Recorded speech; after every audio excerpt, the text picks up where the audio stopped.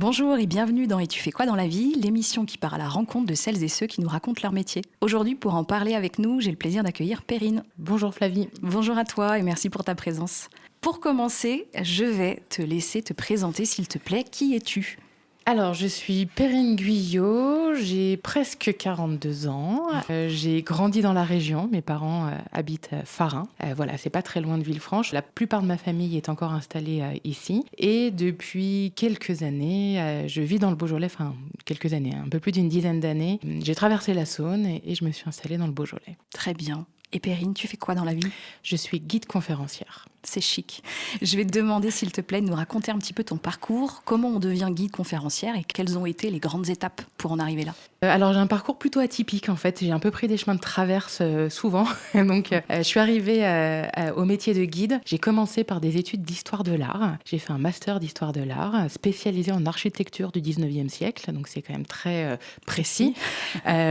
Sauf que quand on arrive sur le marché du travail avec un métier, une formation aussi précise, c'est pas toujours évident. Et l'histoire de l'art apporte une grande culture, une ouverture d'esprit aussi, mais pas forcément de travail, on va dire. Beaucoup de compétences, mais pas forcément de travail. Et en parallèle, je me suis formée en licence aux langues, c'est-à-dire que j'ai fait ma 3e année de licence à Séville pour apprendre l'espagnol. Et quand je suis rentrée, je me suis rendu compte que l'anglais était hyper faiblard. Donc mon master 1, je l'ai fait en 2 ans, et la 2e année, j'étais en Irlande du Nord pour enseigner le français et pour réapprendre l'anglais, parce que vraiment, j'avais les bases scolaires, c'était pas suffisant, on va dire. Donc voilà, et après, je suis revenue et j'ai fini mes études, donc le master, et là, ça m'est apparu comme une évidence que je voulais être guide.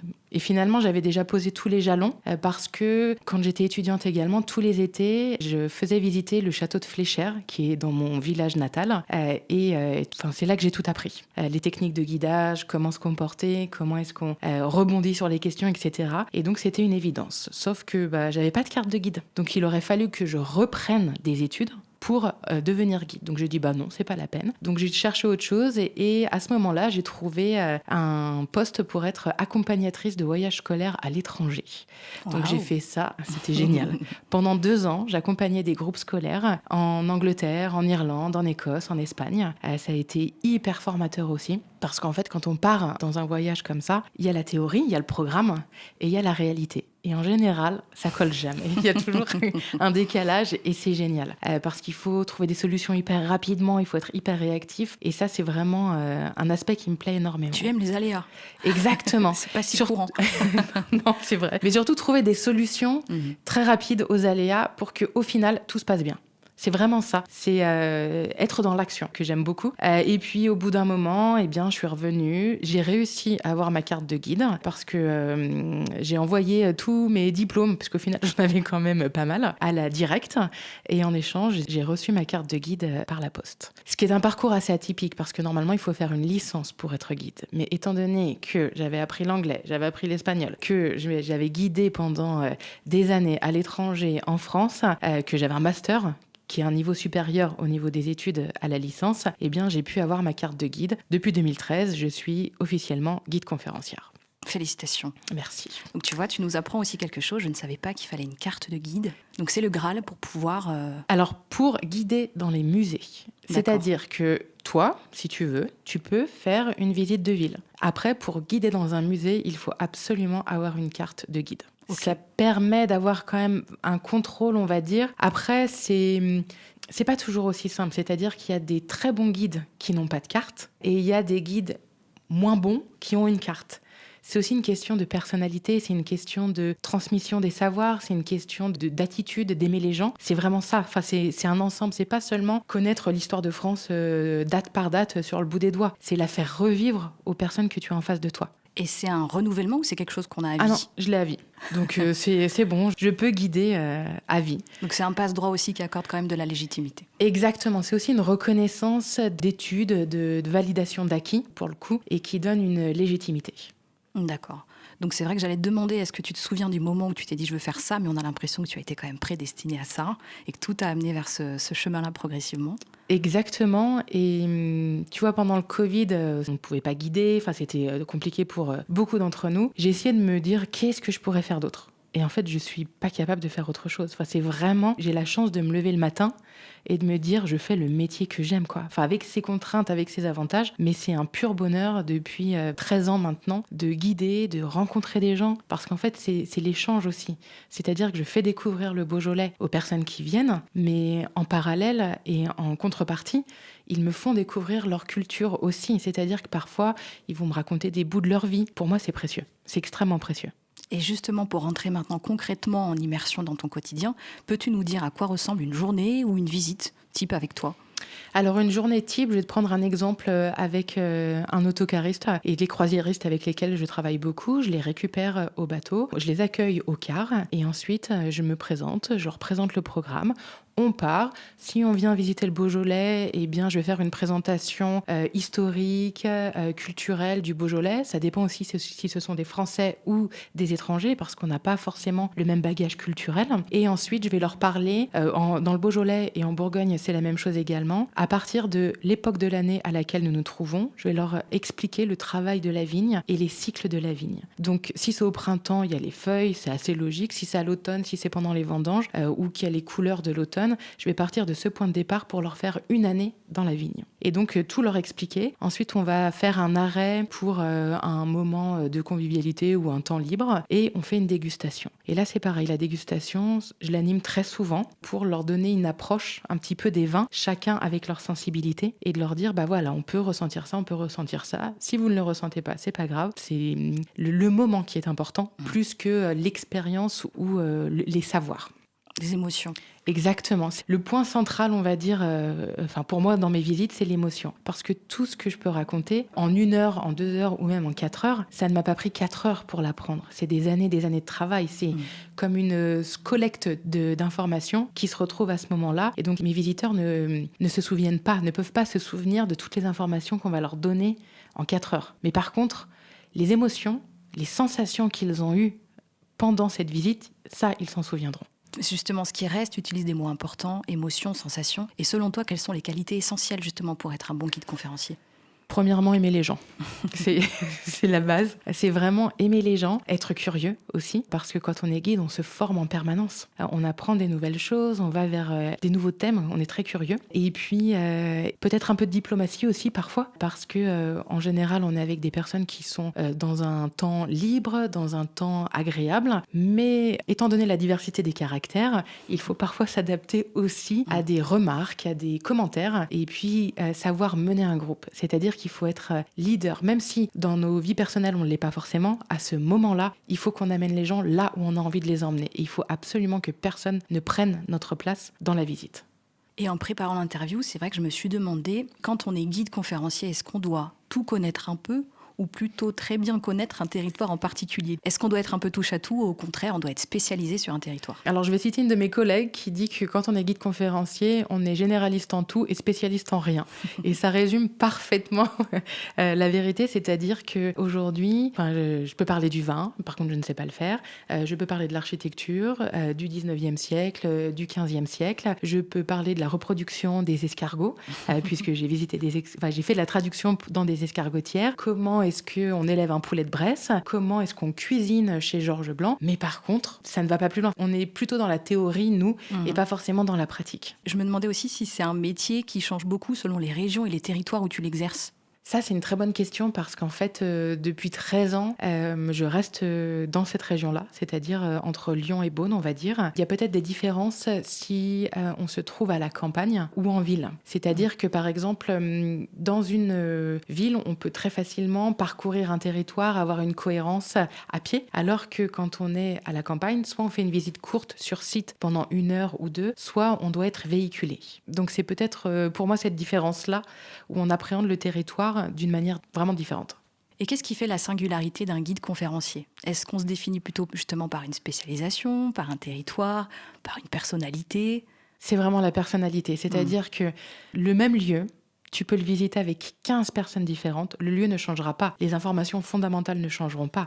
Par contre, la sensibilité changera. C'est-à-dire que tu n'auras pas forcément les mêmes arguments. Et souvent, on en discute avec des collègues où on se rend compte que, par exemple, Cluny, c'est un lieu qui est hautement spirituel, on peut l'aborder sous plein d'angles différents, sous l'architecture romane, les moines, leur relation avec tous les seigneurs des environs. Et quand on en discute avec des collègues, on se dit « Ah bah moi, je dis pas ça comme ça ».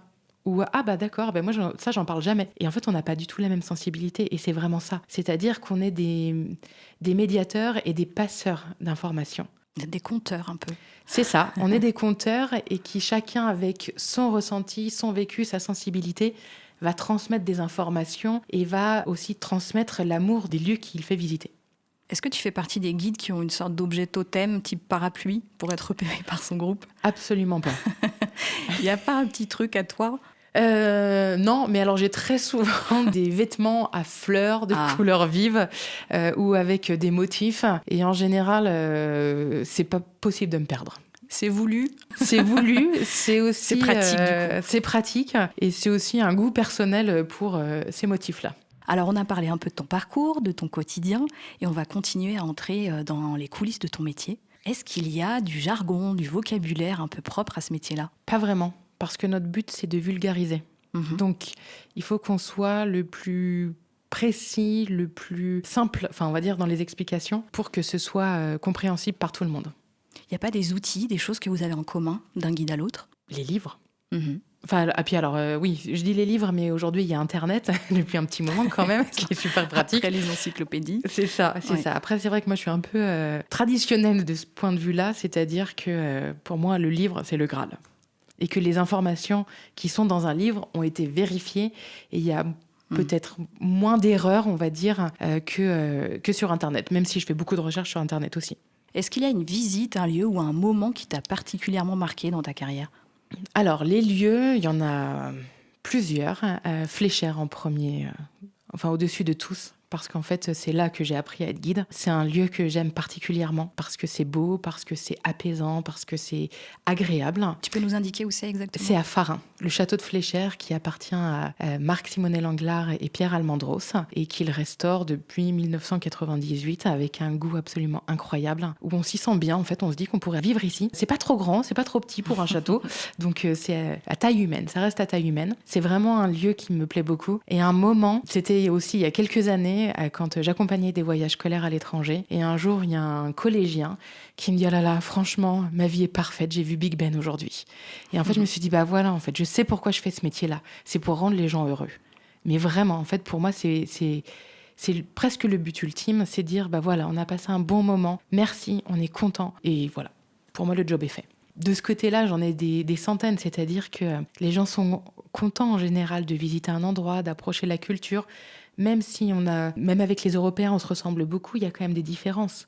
Donc c'est aussi expliquer comment nous on vit ici, c'est tout ça. Et qu'est-ce qui te plaît le plus dans ton métier ? La diversité, c'est-à-dire être dans des lieux différents tous les jours. C'est qu'un jour, je peux être dans le Beaujolais à parler de géologie, le lendemain faire une dégustation en Côte de Beaune, faire visiter les hospices, puis aller à Lyon, le monastère royal de Brou, Cluny. Et c'est la diversité, c'est-à-dire qu'il n'y a pas d'ennui. Tu construis tes circuits ? Je construis mes circuits, je construis mes visites aussi. Après, il y a beaucoup d'agences avec lesquelles je travaille où le circuit est déjà monté. Ça fonctionne aussi très bien. Et c'est vraiment ça. Et puis après, c'est la rencontre. Pour moi, c'est aussi la rencontre avec les gens. Et à l'inverse, quelles sont les idées reçues ou les aspects un peu moins visibles de ton métier ? Alors, les aspects moins visibles, ce serait le temps de recherche. C'est-à-dire que notre job, c'est aussi de rendre très facile quelque chose qui nous demande beaucoup d'énergie. C'est-à-dire qu'il faut gérer un groupe et pendant qu'on parle, il faut avoir l'œil sur les gens pour voir si tout le monde va bien déjà et ensuite voir si on arrive à les captiver. Et que si on n'arrive pas à les captiver, on voit qu'on perd leur attention, les rattraper. Parce qu'une fois qu'on les a perdus, c'est trop tard. Mais comment est-ce qu'on peut les rattraper et en essayant d'avoir un virage dans notre discours et pour que ça leur plaise encore. Donc c'est ça, c'est tout le travail qu'on peut avoir en amont ou encore le travail de psychologie, j'allais dire, de voir comment les gens vivent la visite. Et ensuite, une idée reçue, c'est qu'on est des personnes pénibles. C'est-à-dire que quand on parle de guide conférencier, alors déjà c'est un titre, on dirait presque un titre.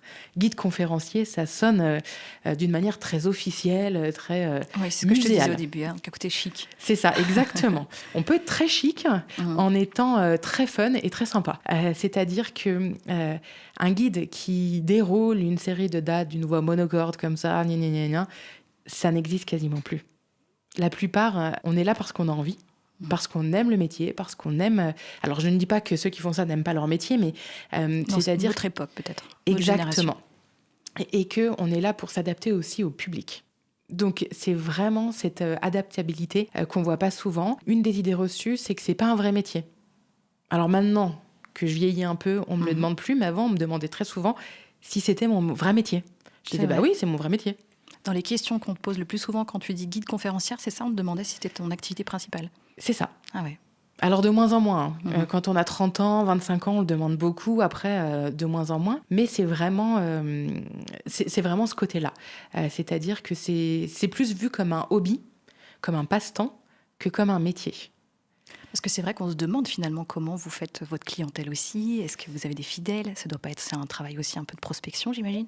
Ça dépend quel type de public tu veux toucher. C'est-à-dire que si tu es plutôt sur des publics particuliers, oui, c'est de la prospection, c'est beaucoup de communication. Après, en travaillant beaucoup avec des groupes ou avec des agences, les agences t'amènent les clients et t'appellent en te disant, bah voilà, j'ai un groupe qui veut visiter tel lieu, tel jour, est-ce que tu es disponible ?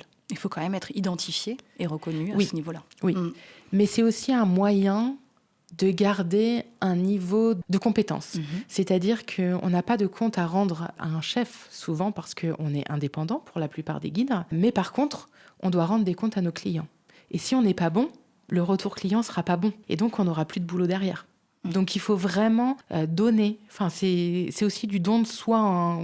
De temps en temps, c'est beaucoup d'énergie. Même si on n'est pas comme les maçons, on ne porte pas des moellons, on ne brasse pas du béton. Mais par contre, c'est beaucoup d'attention et de concentration. L'univers du tourisme a bien évolué ces dernières années. Les façons de voyager ont évolué. On parlait des attentes du public, des gens, du fait qu'il faille s'adapter et que le digital aussi est très présent.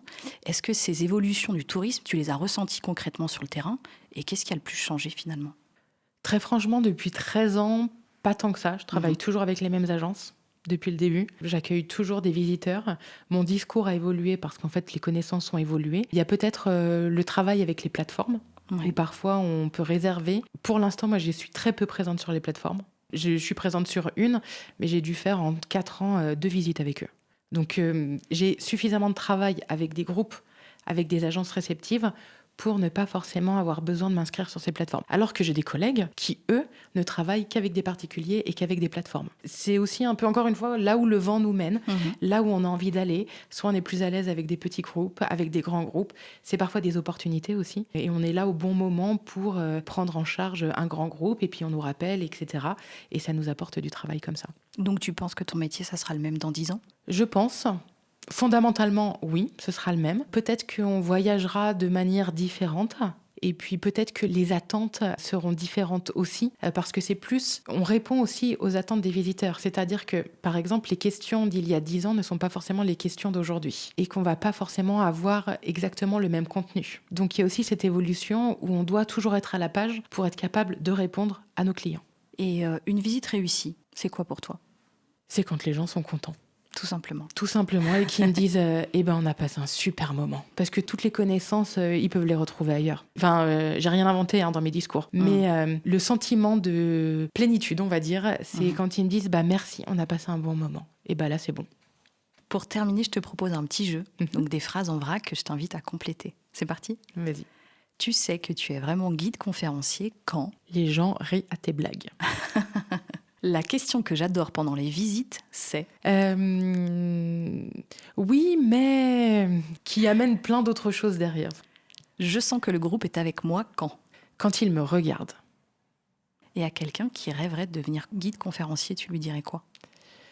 D'aimer les autres. Merci Perrine pour ce plaisir. partage d'expérience et merci de nous avoir écoutés dans Et tu fais quoi dans la vie ? À très vite pour une nouvelle rencontre.